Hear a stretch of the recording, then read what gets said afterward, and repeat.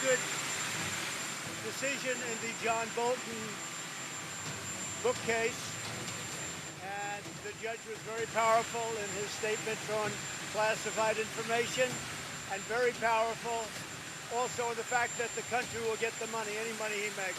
Obviously, the book was already out and leaked and everything else, but he leaked classified information, so he's got a big problem. President Trump yesterday celebrated a court ruling that denied his request to stop John Bolton's book from being published, but could open Bolton to legal troubles. Let's bring in our chief global affairs correspondent and This Week co-anchor, Martha Raddatz. Her exclusive interview with John Bolton airs tonight on ABC. So, Martha, that was a hell of an interview.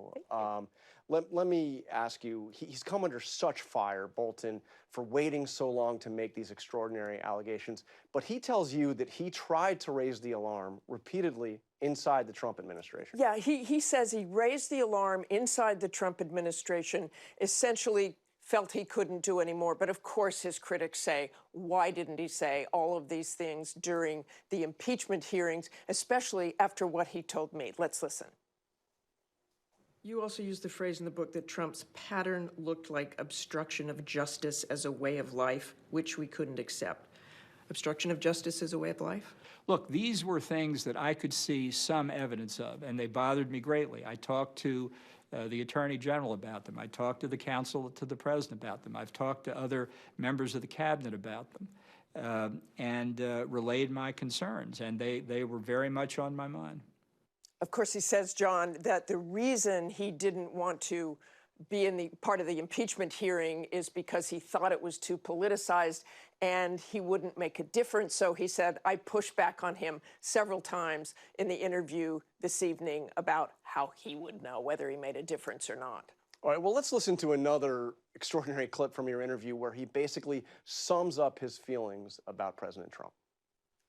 You described the president as erratic, foolish, behaved irrationally, bizarrely. You can't leave him alone for a minute.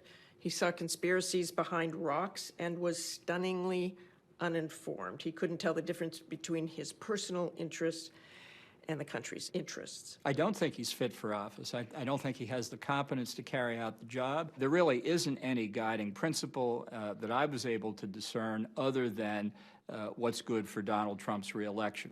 Martha, we've just never heard something like that from somebody in a president's inner circle while that president is still in office. And I think that's what you have to remember. This is an extraordinary interview, really a jaw-dropping interview, because he is talking about a sitting president. And he was there, as you know well, John, for 17 months. It wasn't like he was there for just a couple of months left and wrote a tell-all. 17 months, and as you know well, he takes a lot of notes. John Bolton is a copious note taker. He is considered a foreign policy heavyweight, whether you agree with his foreign policy or not. It's really an extraordinary look in the White House. And in this White House, 17 months is an eternity, the longest serving so far National Security Advisor for President Trump. So we've heard President Trump push back, calling John Bolton a sick puppy, a wacko, saying his book is filled with lies. How is Bolton responding to all that? Well, Bolton says he will not respond to that. He said it's beneath him to talk, or it's beneath the president to talk that way. Of course, we just heard him say the president was erratic and bizarre, so it's a little bit of a back and forth schoolyard fight.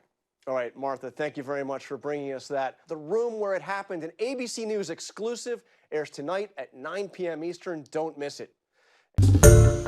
Hi, everyone. George Stephanopoulos here. Thanks for checking out the ABC News YouTube channel. If you'd like to get more videos, show highlights, and watch live event coverage, click on the right over here to subscribe to our channel. And don't forget to download the ABC News app for breaking news alerts. Thanks for watching.